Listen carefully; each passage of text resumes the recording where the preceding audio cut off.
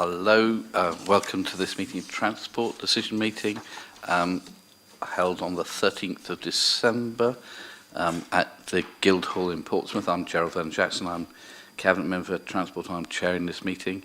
The usual stuff about safety, there's no fire alarms planned, so if there is one, it's real. And we don't meet outside by Victoria because of the ice rink, but at King Henry Street. And if you signed in, please sign out. Okay, colleagues, have we any apologies? I see all of us here. I think we have apologies from Barney, is that right? Barney Fry, on the basis he's not so well. And Felicity, are you apologising for? For Liam Norman, who's the project manager for Bonchurch Edgware. Lovely. Okay, anybody else? No? Let's go around and do introductions. So Simon, do you want to start off? Councillor Simon Bowshaw, I'm the Conservative spokesman for Transport. Councillor Graham Heaney, I'm the Labour Group spokesman for Transport.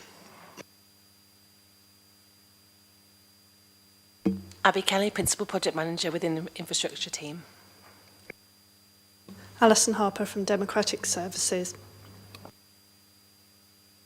Felicity Tibbury, Assistant Director for Transport.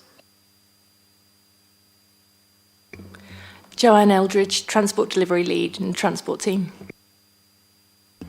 Martin Lavers, Assistant Director for Infrastructure. David Newton, Strategic Manager for Highways and Urban Design in the Infrastructure team. And last but by no means least, Councillor Burrow, Madrick Independent for Transport. Good. For Transport. Okay, wonderful. Colleagues, have we got any interests we need to declare? Nope. Okay. Item 3, question from Councillor Heaney. For the record, Graham, do you just want to read it out so that people the thousands who may be watching won't have the papers, and it would make more sense if they know what the question is? No, I fully understand that. I'll happily read the question out. It says the Elm Grove Grove Road South Junction safety improvements were approved by the previous Cabinet member in December 2021. So has the Cabinet member agreed to the detailed proposals that are being consulted on so work on the scheme can begin?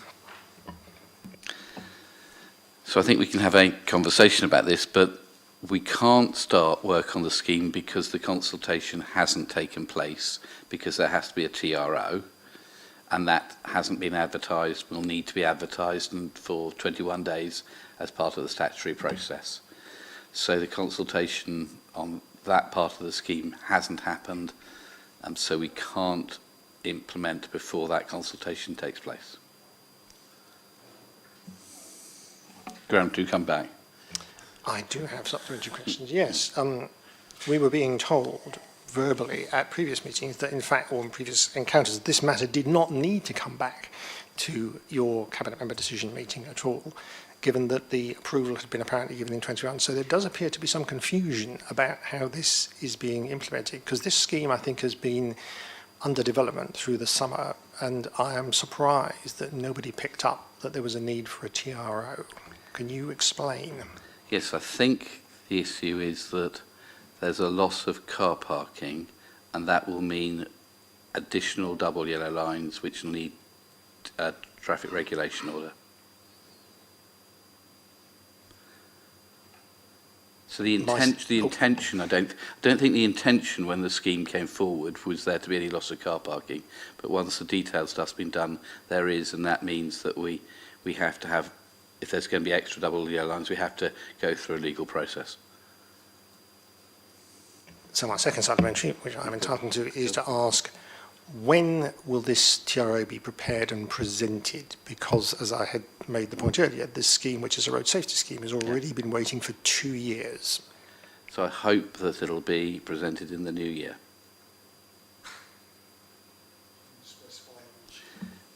Oh, 2024. Yes.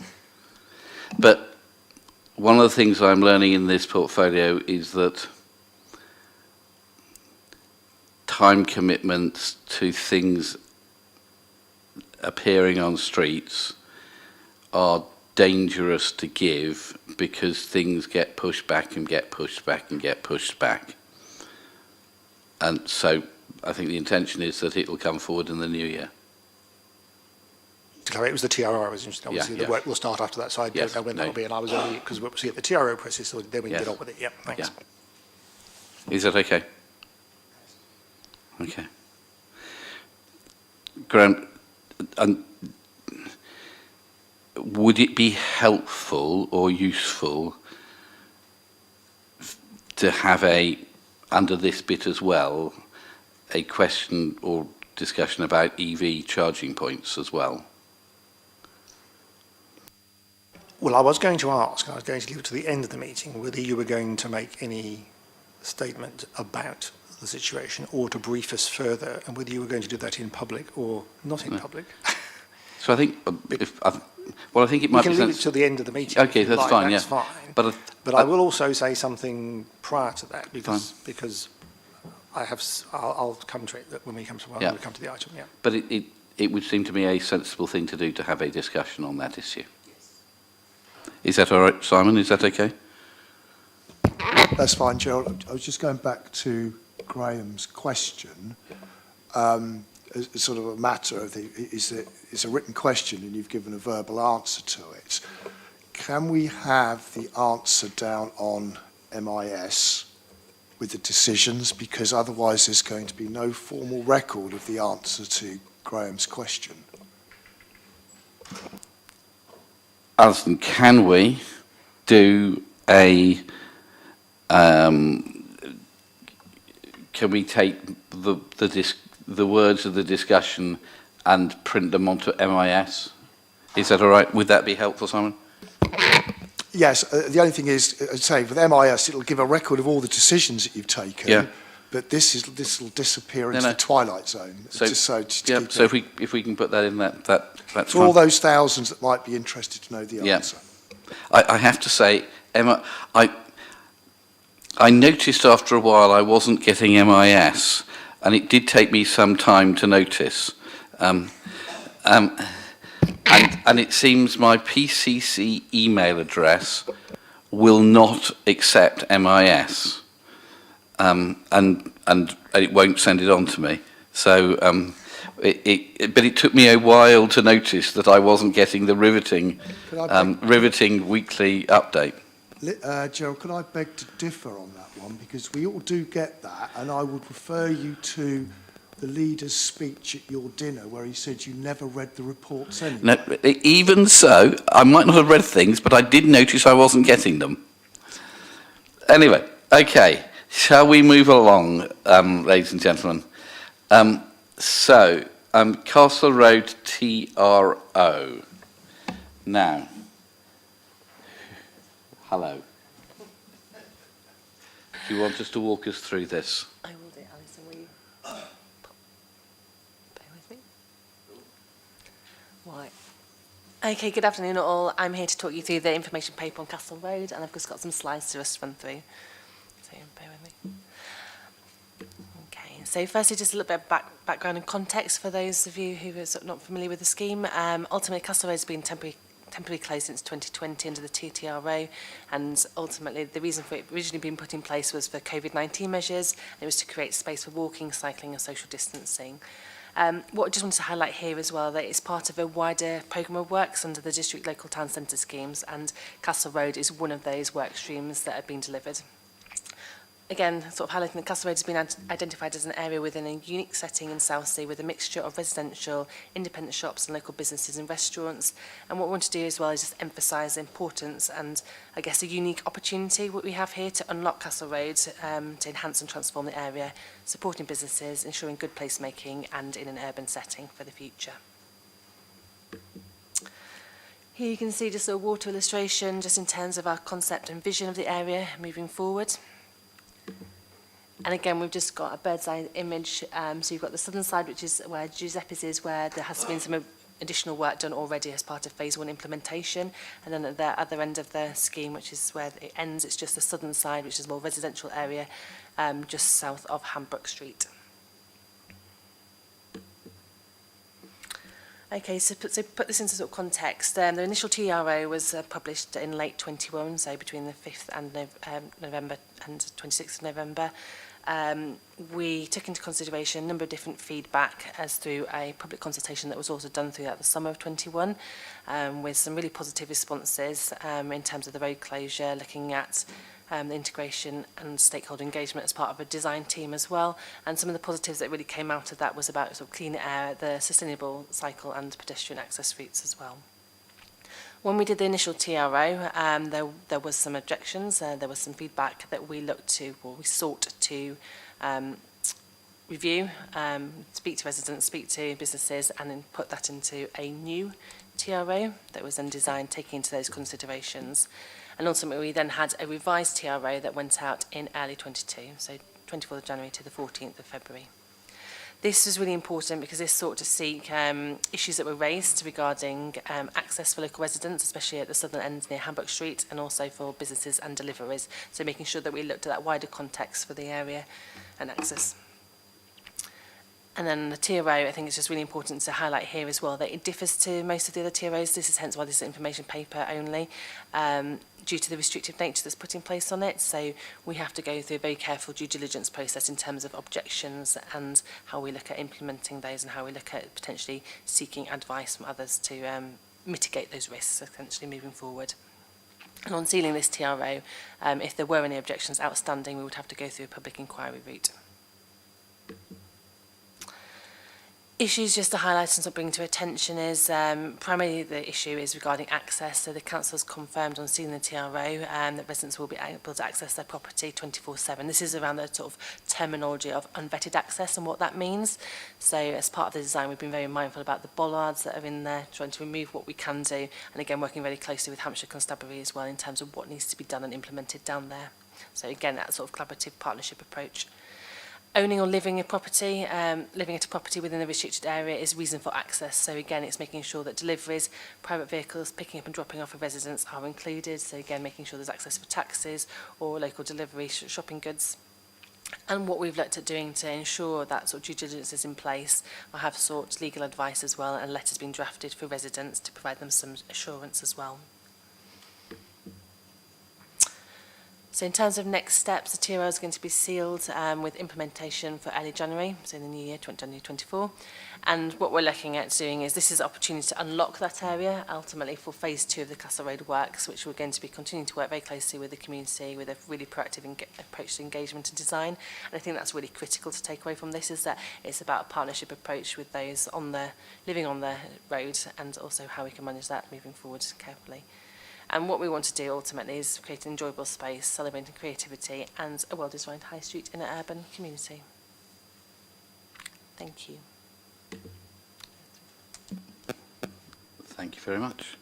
I have to say I think it's made an enormously positive change to Castle Road, and it's been really good, but let's get Brian. Thank you, Chair. Anybody who's known me over the last 40, 50 years will know that I think Castle Road is probably the best road in Portsmouth. I absolutely love it. So the things which have been done, fully back them. I'm sure that the road itself could be some sort of tourist attraction. Carnaby Street, you know what I mean, specialised shops there. I'd take away the carp and all those sort of buildings that they used to have there. But Peter Sellers was born there up on the corner. And is there any other place of interest that could make it into a tourist area which could go in there, brochures and everything else? Because I think it's a beautiful little road. I'm glad there's no cars on there. I would certainly stop scooters and bikes going down there as well. But but yeah, is there any other things of interest there that you know of or that we could explore? Because I'd like to make it is special, but I'd like to make it even more special. So admittedly, I'm not aware of any other sort of places of special interest on the street, but it doesn't mean that there aren't any. So for me to take that away, that's something we can pick up with the residents, and we've got a very close residential community and business association that we can go and feedback onto. So I think that's something as part of phase 2 that we can make sure we really express ourselves with in terms of that. build a secret dungeon that nobody knows about that was there from Napoleonic times. You know, anything to suppose. I think it's a beautiful, beautiful road. So yeah, thank you. Thank you. I think I have eaten a pie at the Pie and Vinyl, if that counts as historic.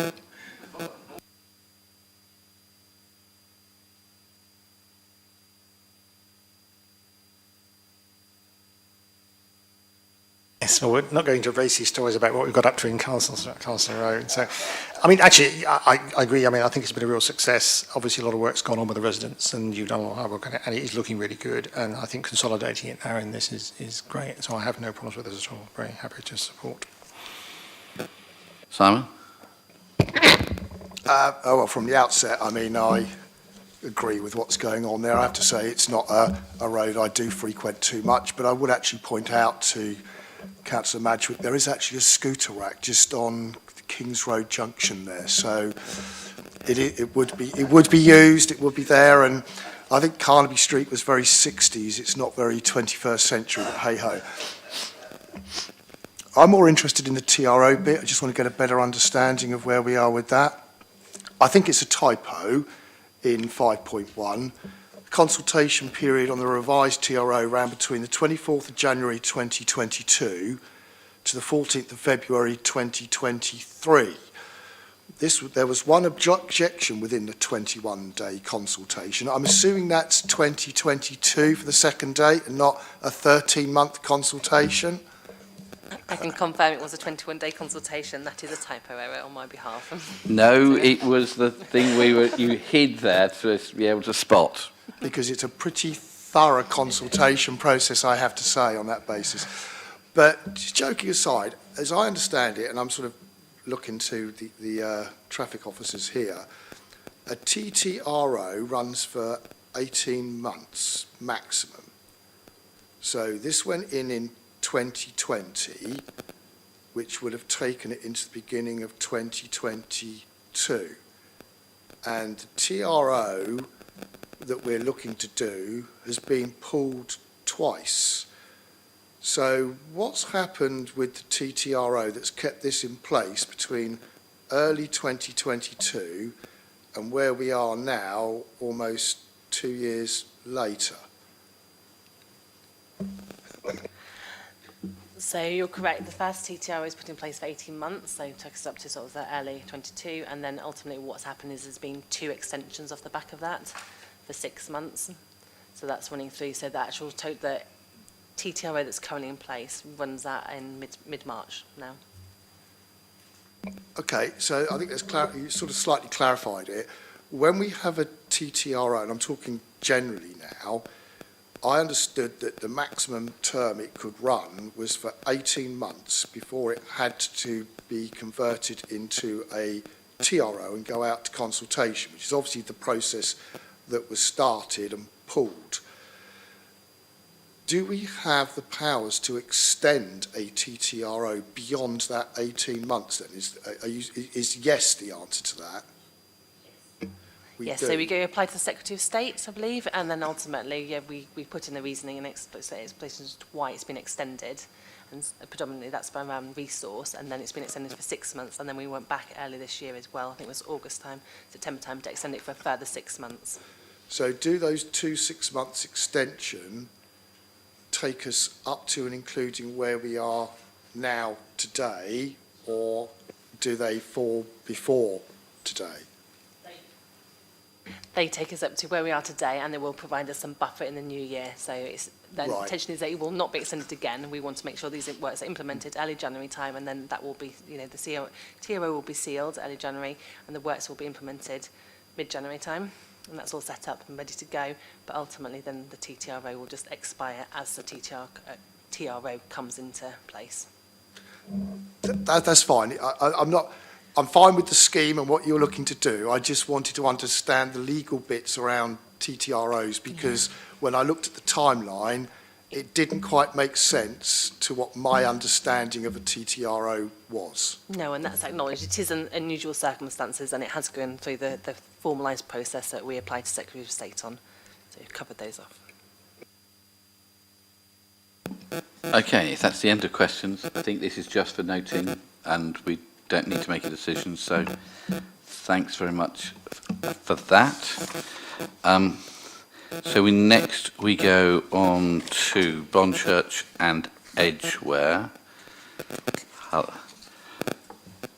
And Liam is not here. No, I'm introducing this report on behalf of Liam Norman. So this report is on the experimental TRO 8/2023 for Bonchurch and Edgware roads, the one-way roads except for cycles.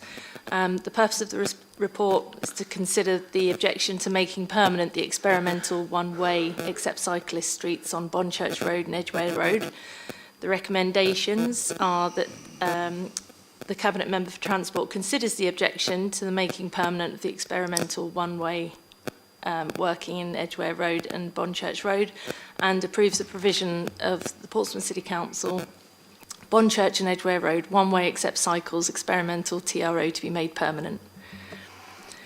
So the requests were received prior to 2009 initially, with a proposal in March 2009, as outlined in the report, for a one-way to be introduced, though this was not progressed due to objections at the time.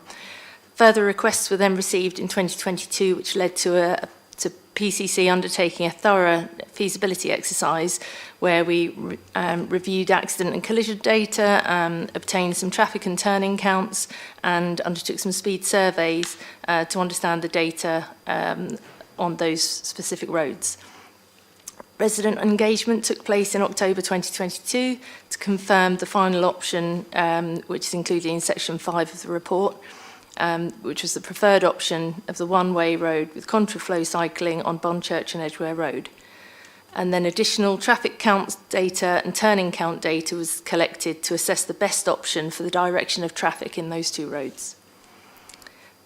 So the ETRO was initiated to assess the suitability of the direction of one-way traffic on those two roads, and it began in April 2023 up until October 24. And in that consultation period, one objection has been received. And it's included in the report. The surveys indicated that Bonchurch Road would be the more suitable to carry the traffic westbound. There's good visibility, and the objection mentions that likely accidents from cars exiting Bonchurch at Milton Road, but the data, and this is heavily focused on the data, shows that a review of incidents along Milton Road indicated that historically more accidents actually occurred close to exiting vehicles from Edgware Road onto Milton Road, where traffic exits the Esso garage. So that was a high collision location. So during this trial, no incidents have been recorded, and within Portsmouth City Council, we continue to monitor any incidents that happen in those locations, and we will continue to. And when this is taken forward, PCC will propose to include some keep clear markings on Milton Road at the exit of Bonchurch Road to improve traffic flow. So for that reason, we're recommending that this experimental order is made permanent, and that it is in line with the Portsmouth Transport Strategy to prioritise walking and cycling, deliver cleaner air, with the contraflow cycling on Bonchurch and Edgware roads. It includes the provision of the experimental order, and it makes the roads more accessible for cyclists and creating more space through the introduction of the one-way system. Thank you. Thanks very much indeed. Just a small thing, which again I've picked up on the hidden typo. On page 10 and 11, or 20 and 21, depending on which system you're using. So the last page of the report, Appendix C, option 2 had two, it says here, had 2 people saying it was the right thing to do, which at 24%. Option 1 had 82 people and listing it as 75%. The weighting isn't quite correct, moving from numbers to percentages. Apologies for that. That's all right. I just think I'm sure we can probably vaguely work out what the correct percentage is, but anyway, it's nice if we have something accurate. As this is in my ward, which I don't think precludes me because I don't live on it,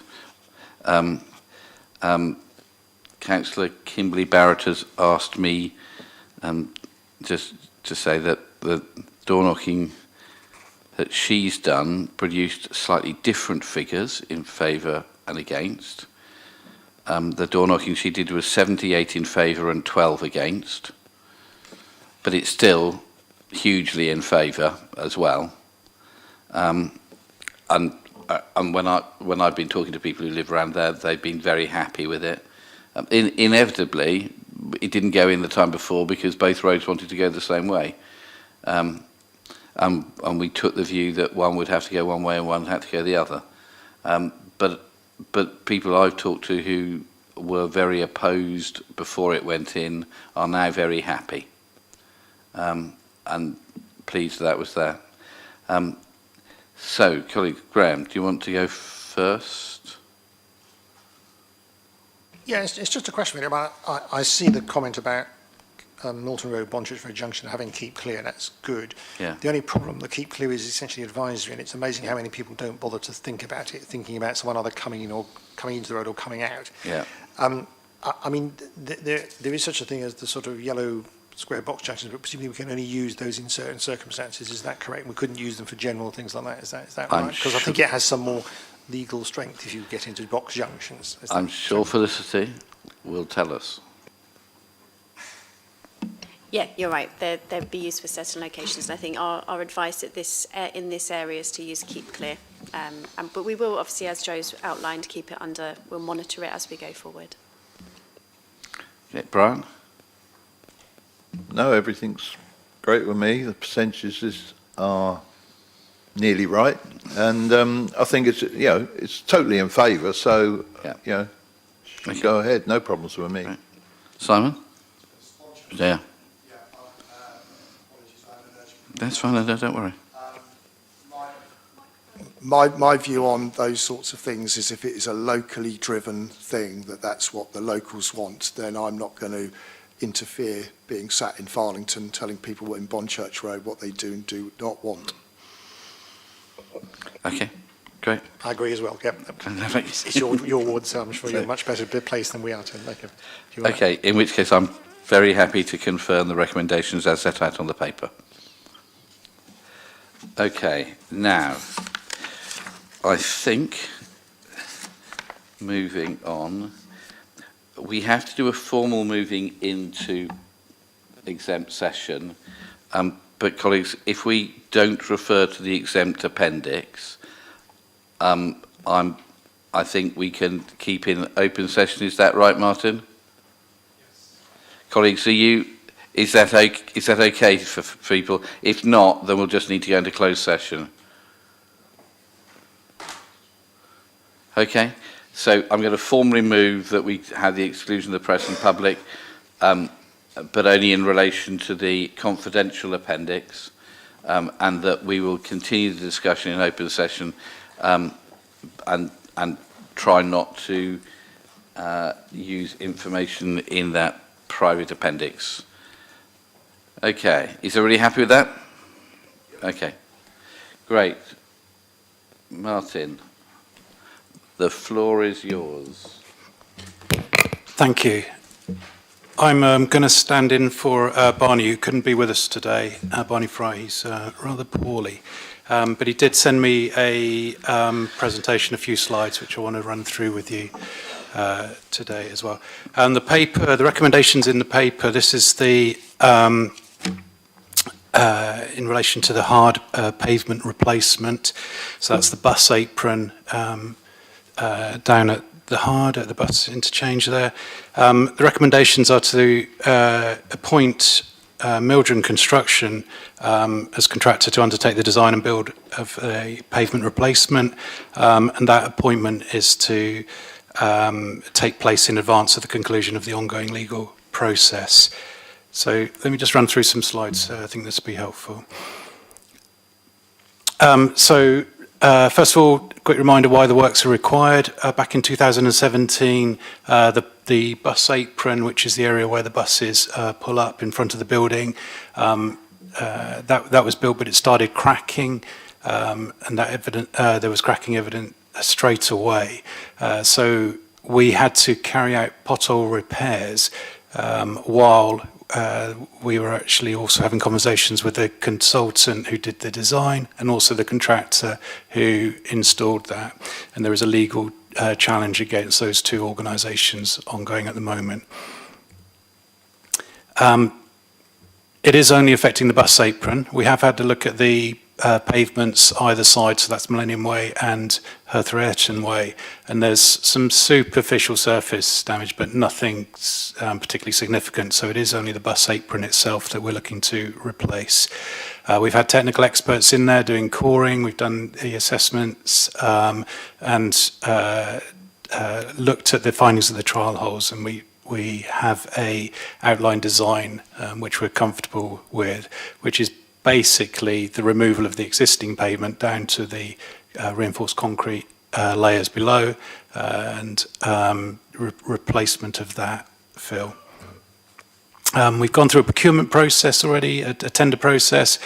We've identified a preferred bidder, that is Mildren Construction.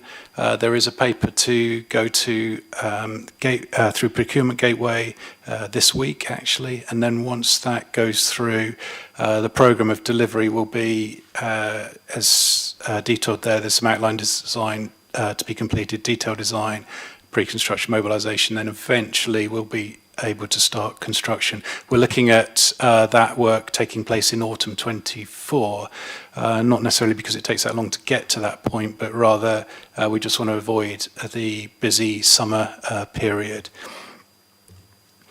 We've undertaken consultation with various groups, taxis, bus companies, the Cycle Forum, etc. And I've got more details about that, but not necessarily included in the paper that's come before you today. But I think the key messages here is when the works are carried out on the bus apron itself, what we're going to do is stop all buses using the bus apron. So we did look at an option of perhaps having half of the apron working and putting some of the buses on there. But the bus company said, no, don't do that. Just we'll come off the bus apron, we'll park nearby, and so the building itself will still be operational and people can go in and out of that. But just get on with the work, get on with the construction, and get it done as quickly as possible. And the best way of doing that as quickly as possible is, clear the area out of buses, and the contractor can get in and do the work in effectively one fell swoop. So we've had the various boards, etc. We've got this decision meeting today. I mentioned about the Procurement Gateway, which we're going to go through at the end of this week.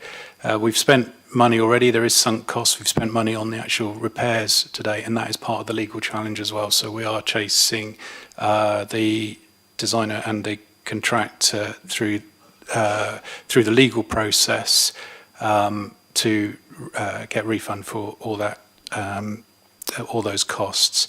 We've had an estimate of contractor costs going forward, and that's included in the table in front of you there. So 1.8 million, approximately 1.8 million for contractor costs, and then we've allowed contingency on top of that. We are within the envelope of the capital programme, though, so we feel reasonably comfortable with that. And I do want to state that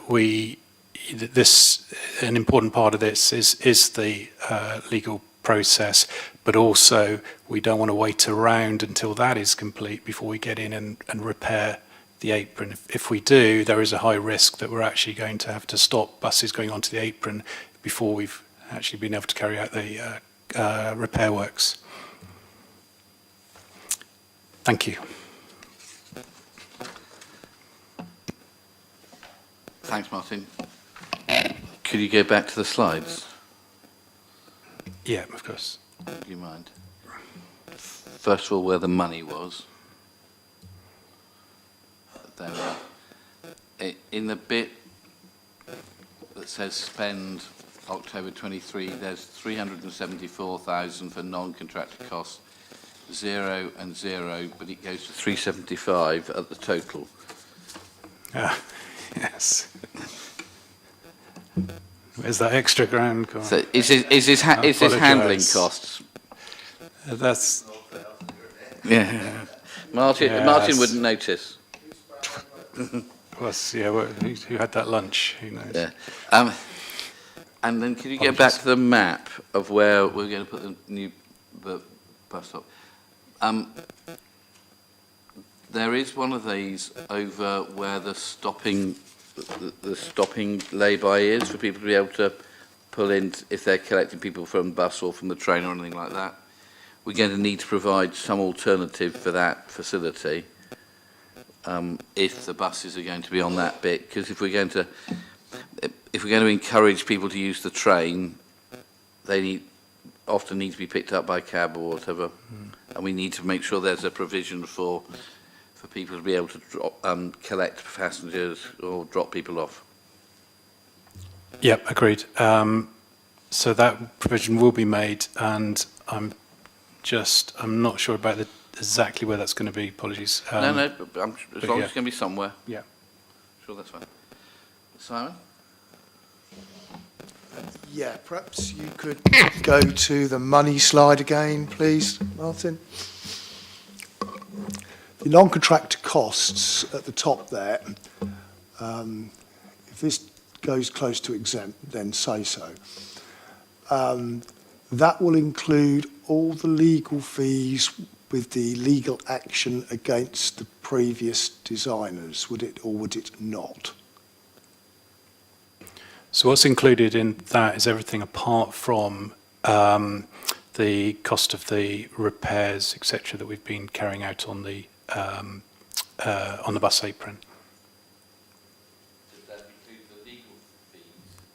Where, so, okay. So yes, yes, and that's ongoing.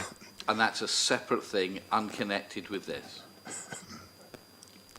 It's a separate budget head for the legal fees or does it come out of this amount of money on the screen now?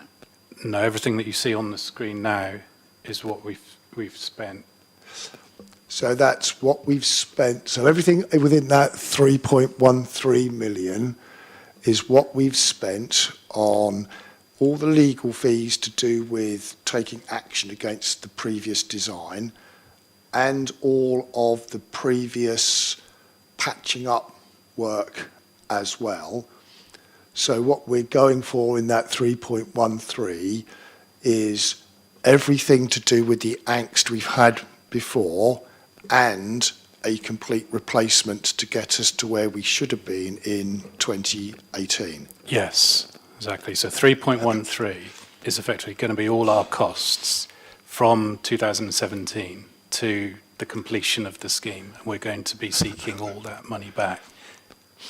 Now that is a 4.9 million pound bid in the capital programme that was agreed through budget.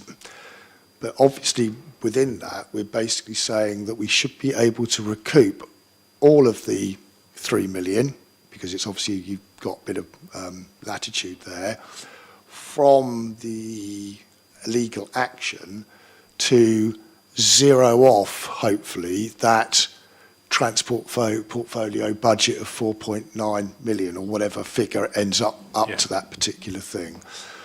What happens, or what is the implication on the capital programme from transport if that legal challenge fails? So that is a risk to the council. That is,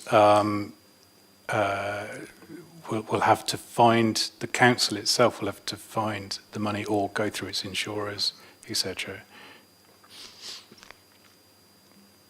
Okay, so what we're saying then is that what we put in as a capital bid was essentially zero because you were looking to spend it and get the money back, but actually it could have a minimum of £3.1 million impact on the capital programme if the legal challenge fails. Yeah, if it fails, absolutely. Right. So that would be the transport portfolio's capital programme that would impact. What other schemes would that potentially impact if that legal challenge fails? I think it's too soon to say, Simon. I mean, the legal challenge is going to take a period of time. We may be in a different place when that is concluded. We may have other schemes that we won't necessarily be able to deliver, or alternatively, perhaps this is a question for Chris Ward, obviously not in the room today, who could make a judgment about where that money would come from. The important thing that we've done, that I've done to bring this today, is recognising the risk, financial risk to the council, but also recognising we've de-scoped the project as much as possible to effectively de-risk it as much as possible. So the only piece of work which we're going to do is for the bus apron, replace the bus apron. I mean, I don't disagree, Gerald, that this work needs to be done. This has been a problem child since I was a cabinet member. We're constantly patching it up. And the worst case scenario is the buses fall down through the bottom of it and end up in the mud, basically. You know, a new generation of mudlarkers, I guess. So they won't do that? No, I know. Perhaps I'm just being a little bit flippant. The work needs to be done. It's more to do, what I'm interested in is the financial aspect of what the wider impact is likely to be on the council, which is obviously perhaps a question for Chris Ward, and something that perhaps all groups need to take into consideration when we actually get to February, in the fact that there could be a £4.9 million capital programme issue. How long is a piece of string? Two questions. How long do we think this legal process is going to take to get to completion, is the one hand. And same sort of question, how long is this work actually going to take to do down at the Hard as well? Okay, so from the legal, your first part of the question from a legal point of view, the approach at the moment that our legal team is taking is to go through mediation, and that has got a time limit of the middle of 2025 to it. So effectively in 2024, that's when they expect to do the vast majority of the work. And if it hasn't finished by 2025, then effectively we'd have to go to court. I don't know how long it will take, that process would take, but could be a couple of years. The construction work starting in the autumn, I've been told it's about 4 months work to do to completely replace that bus apron. Perhaps one final question if I can. So we're looking at the summertime by the time this is going to be complete in theory then, by the sound of it. It might be useful, Gerald, the bit that makes me nervous is the legal side of it, if I'm honest, and the legal challenge, because from memory, the design company are a very, very small company, I think is probably the fair way to describe it. They could quite easily wind themselves up, go bang. What are our chances of actually getting any of this money back should that happen? And I'm perhaps asking an engineer a legal question here, I get that. But I would perhaps suggest, Gerald, that what we probably need to a future transport portfolio is perhaps a for information meeting about the legal aspect of where we're at with regards to this and what the risks are, so that we know exactly where we stand. So it's not about the construction, it needs to be done, but I think we need to have a better understanding with regards to the legal challenge and the chance of getting our money back. And even small enterprises have insurances. There is still a risk. No, it's still an identifiable risk. I don't disagree. I think it would be helpful if we could have a joint thing from Chris Ward and Peter Bulff about both financial and legal risks, and they will know better what they are. I would agree with that. I mean, if you wanted to do both of them together, that's fine. But I think we need to understand the bit from Chris Ward, because we've got budget in February, and I think we need to know what impact there's going to be, and it would be better being done through this sort of forum as opposed to each group doing their own little bits. I'm sure Alison's taken a note of this, and we'll get that happen. Anything else on this one? No, Graham? Yes, thank you, Joe. It's really a question about the, well, on the slide there, it says forecast cost. How much leeway do we have? Should that, because forecast costs often usually go up rather than down. How accurate of that is a forecast, really? So I've included in there a £650,000 contingency sum, which is about 30% on that construction cost, which is, at this stage, is about right. Probably further to that, 3.135k, honestly, the sooner we get started, probably the more confidence we'll have around the actual spend. And the other issue is around the timing of the works. It's going to take 4 months. You suggested it would take part in the autumn. Is that to try and avoid the main holiday season, or are we just saying it's got to be done then and there's no alternative? Because that's obviously the time when the weather's not quite so good. Yes, and there's a balance between doing it in the summer when the contractor would prefer to do it, but actually the disruption to the bus services there would be probably too great. You've got the historic dockyard in the area. You've got the obviously Gunwharf as well. There's quite a high footfall there. So apart from the actual Christmas period, and we haven't sorted out the specifics about working over Christmas, but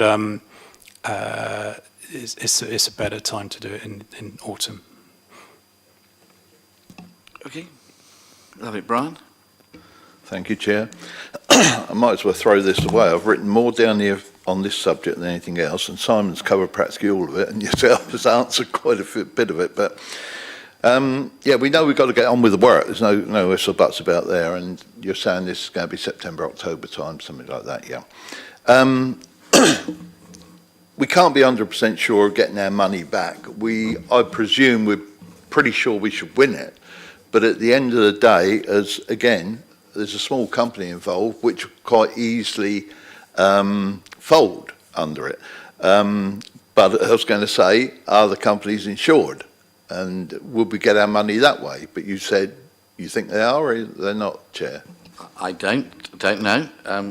Martin? Yeah, I did ask our legal team about that, and they did do that check, and they are insured. But would that insurance still pay out if the company wind up? So I don't know. Don't know the answer to that. Right. I think we said at an earlier meeting on this that there was only one tender involved to do the new work. Was that right or wrong? So the preferred bidder is Mildren. I think we'd take that. That didn't answer my question, politician. If we're going to have that discussion, I think we all need to close the meeting for the public, because that's the thing involved in the confidential appendix. Yep. Okay. Do you want to keep going down that line, Brian? No, I won't. Okay. No. I'm happy to withdraw at the moment. Thank you. Okay. Okay. Folks, I think we're happy to go ahead and get this done. So thank you very much indeed. Happy with the recommendations on the paper on item 7 with this. Okay. All right. Can we now come out of closed session? Well, we were formally in it, and it's important that we are, because that keeps that confidential appendix confidential and not able to be taken out. So, Graham, EVs. Well, can I start? Of course. I'm sorry to introduce what may appear to be a sour note to this discussion, but you have agreed to do it. But at yesterday's council meeting, I asked a question because I had submitted a request to you in writing that you make a statement under Standing Order 26 on the matter of the EV charging points being closed down for 3 weeks and the impact that it's having. In this, your response was to make a rather petty and inaccurate attempt to score points off me, rather than to deal with the matter that I raised, which I was perfectly entitled to do and to ask you to do. And I'm not sure whether you had read my email properly, but that certainly was the case. And I mean, it was disrespectful to me because it was a serious matter which required consideration, but also, I think, more importantly, to all the people who in Portsmouth have electric vehicles and have been struggling over the last 3 weeks to get their vehicles charged properly, and also, you know, probably facing extra costs having to use the rather limited number of ones that exist. I'm disappointed you chose to answer in that way when you could have said something like, I'm happy to give a briefing at the transport meeting, which of course I would have been quite happy to accept. So I do hope that you wouldn't do that again when I raise an issue like that, or any other member for that matter, because I don't think it's appropriate.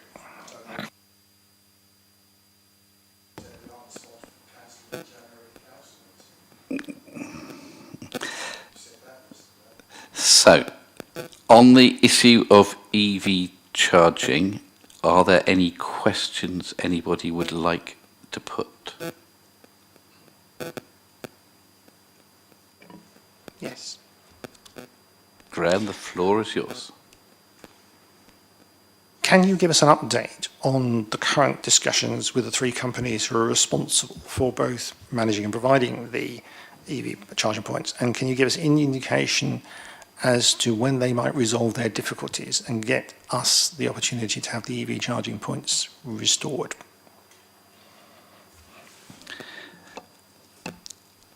So, Graham, you and I have had a long conversation on this, and I'm happy to see if I can help in terms of providing an update.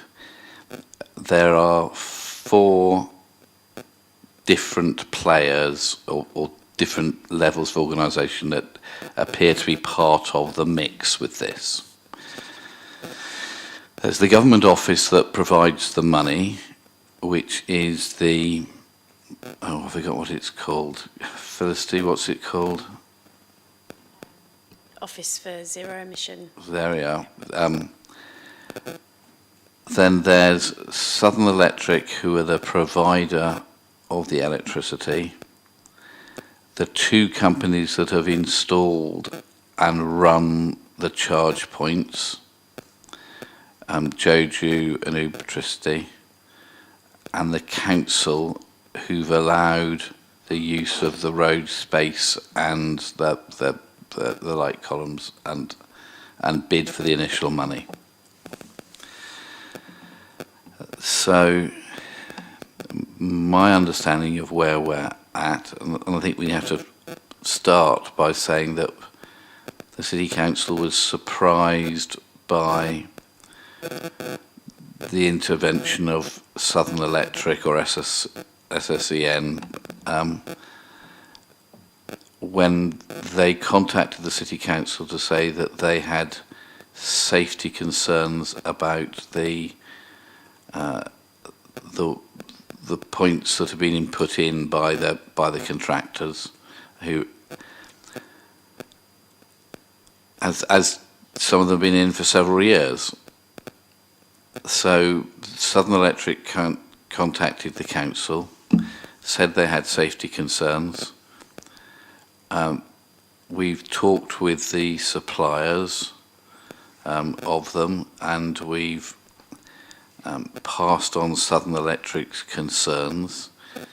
The contractors, the companies that have provided them, have been out to do inspections of all the different points and provided paperwork to Southern Electric to show that they have been to examine all those points to make sure that they are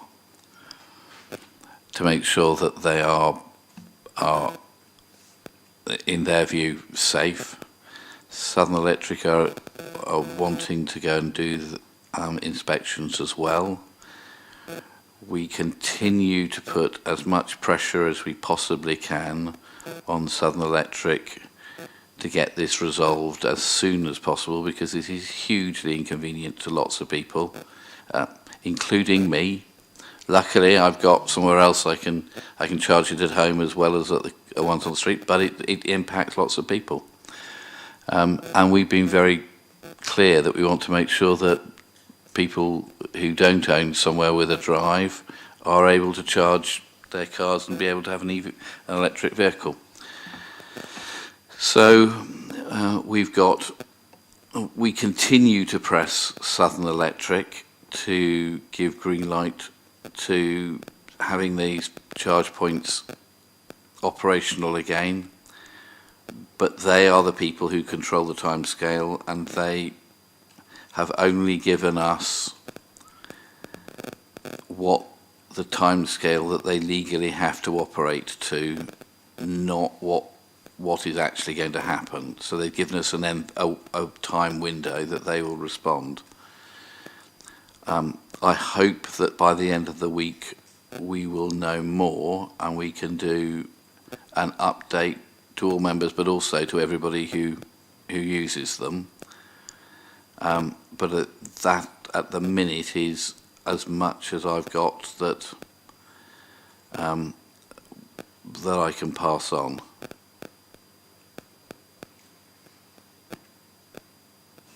Graham. I mean, I do understand the difficulty that council's in, because it's not, in a sense, our problem, because we don't control the elements of the package, so to speak, and I do understand that. And I wasn't aiming my criticism at the council as such, but it does seem utterly astonishing that we have a company, and presume we are talking about SSE here, who seem to take the view that they don't have to get a move on at all in getting the relevant work and or paperwork or whatever it needs to allow us to then resume the supply of electricity to these points. I don't know if you can tell me what their so-called legal timetable is, so that at least we know by what time they must do it. I mean, obviously we hope it's not months, but can you further enlighten us on this mystery as we unravel it? At the moment, we're trying to work really closely with Southern Electric to get this resolved as soon as possible, because the key thing is getting these reconnected as soon as we possibly can, so that people can charge their cars. It may be that we're able to get some of them reconnected sooner rather than others, and having some on is better than having none on. I'm grateful to the people from all the companies involved, Colas, Electricity, Joju and Southern Electric, who are all working to try to resolve this with the City Council. I think once we've got them back on again, there will be a time to reflect about what happened and how things might have worked better. But I think at the moment, the priority should be to be working with all the companies who are all working to try to resolve this, and to get everything back on as soon as is humanly possible, and then to have a look at it again when we have a little more time to do it with some detachment. So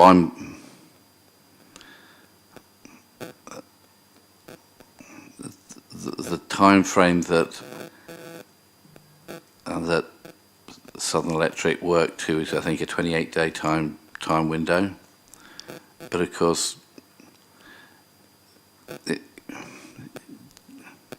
that may not. If we're working with them and cooperating with them, and that's all going well, that I'm sure is. If things go badly and we end up fighting with each other, the 28 days might multiply. So I think it's really important we work with them to get this resolved. I don't have a problem with working with people, but it seems that some parts of this jigsaw are more are less interested in getting the matter resolved for the public satisfaction, than maybe others are. So that seems unfortunate, but I think I've probably got enough information at the moment. But we welcome further updates as things come through. Yeah. So, yeah. And I hope that we will have more to be able to tell people at the end of the week. Simon? Of course. I hear what you were saying with the timeline, and I think certainty is something that needs to come out of whatever statement is going to be made at the end. If we of the can week. give it, Simon, and the problem is at the moment we can't give any certainty, and I don't want to give people information and timelines that we're then unable to stick to. Okay. I just think giving people information that we're not confident in is worse than giving no timetable. I've got. I think Graham's right. Get this sorted out and get everybody back online is the priority. Yeah. But I do think, and you can do it through this, or Graham and I can bring a joint notice of motion to make it happen, whichever way you want to look at it. I think there needs to be an investigation and a summary as to what has happened, what didn't happen, and what it is going forward. Now, the clear thing to do will be to bring that to one of the transport portfolio meetings in the future. I'm not suggesting it's the next one or the one after. I think reasonably something in the summer would probably be something once everybody is back online and everybody's had a good chance to have a look at it, that somewhere perhaps in about 6 months' time we have a lessons learned, what went right, what went wrong type scenario with regards to this. Having said that, I've got 2 questions. The first is to do with the bays, because the bays clearly aren't operational at this moment in time.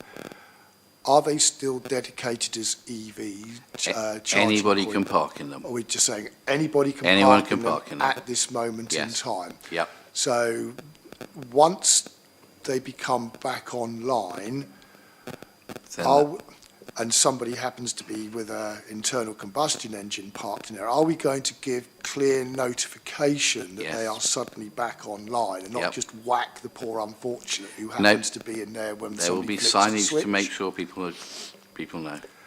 The other question I've got is, are there any costs that are going to be associated with doing all of this work? And are those costs, if there are them, likely to end up on the City Council? I don't know, but when we look at it, that will need to be one of the things, because there'll be costs. I expect there'll be significant costs to the operators, because they'll have lost that income stream for a considerable period. So we do need to look around. I think there has to be a report about what's happened, because this might happen to another council somewhere else in the country.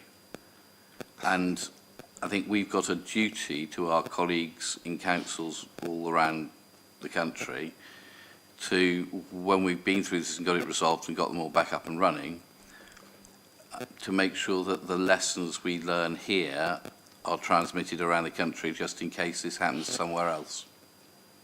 I guess there's a degree of where the liability is, because if it's the installing companies that should have provided this paperwork and didn't, then my simplistic view would be, well, if you've lost out on money that you're earning, that's through your own fault. Obviously, if it's something that we should have provided as a city council, then there's a slightly different nuance to that argument.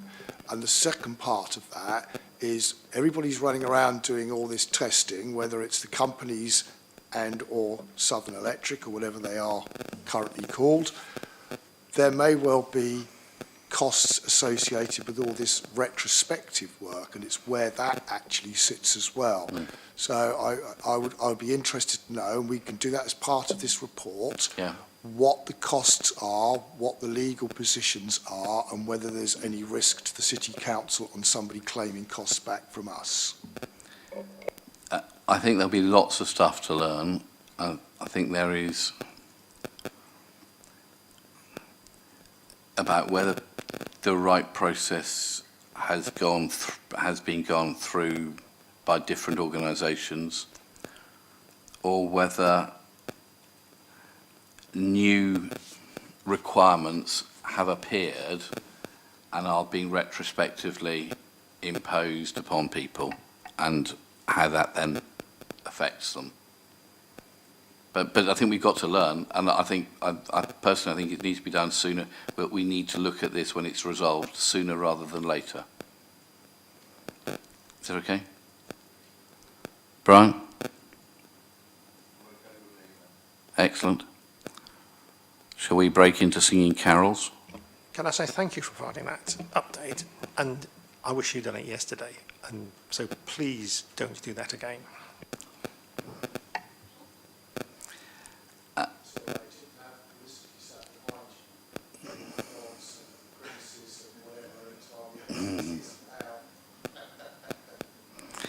Felicity's had to go to a carol service this afternoon and is recovering.